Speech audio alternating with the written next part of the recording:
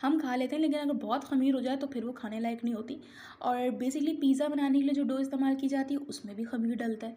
तो यही सारी चीज़ें हैं भाई, कि अगर अल्लाह ताला ने जहाँ पे अच्छी चीज़ें बनाई हैं एक ही तरह की, तो उसी में से कुछ टाइप्स अल्लाह ने ऐसी निकाली जो हमारे लिए यूज़फुल भी हैं, ठीक है। अब हम पढ़ते हैं भाई fungi. Some fungi are unicellular and some are multicellular. कुछ फंजाई यूनिसेलुलर होते हैं यानी एक सेल के होते हैं, और कुछ फंजाई भाई मल्टी सेलुलर होते हैं यानी बहुत सारे सेल से बने हुए होते हैं। कुछ फंजाई को हम माइक्रोस्कोप से भी देख सकते हैं और कुछ को हम मैक्रोस्कोपिक भी होते हैं। मैक्रोस्कोपिक जो हम नेकेड आई से देख सकते हैं। अच्छा, ये जो है ना अपना खाना खुद नहीं बनाते, ये दूसरे ऑर्गेनिज्म से अपना खाना लेते हैं, जिसकी वजह से ये बढ़ते हैं।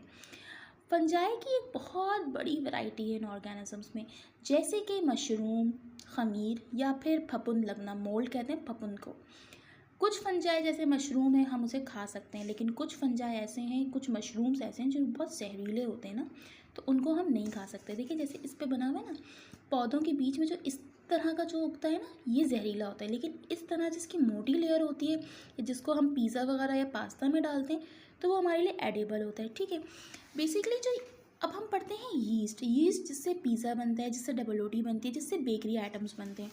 तो यीस्ट जो है बेसिकली वो एक फंगस होता है जो ब्रेड बनाने में और एंटीबायोटिक बनाने में काम आता है। कुछ फंजाई खाना ख़राब कर देते हैं, जैसे फफूंद लग जाती है या एथलीट के फूट में उनके ज़ख्म पड़ जाते हैं, होते हैं ना, उंगलियों के बीच में भी फंगस आ जाता है। या फिर आपके घर की कुछ ख़वातीन ऐसी होती होंगी, मैंने कई ख़वातीन को देखा है कि जिनका पानी में हाथ बहुत रहता है, कपड़े धोना या बर्तन धोना, तो उनकी उंगलियों के बीच में भी फंगस आ जाता है।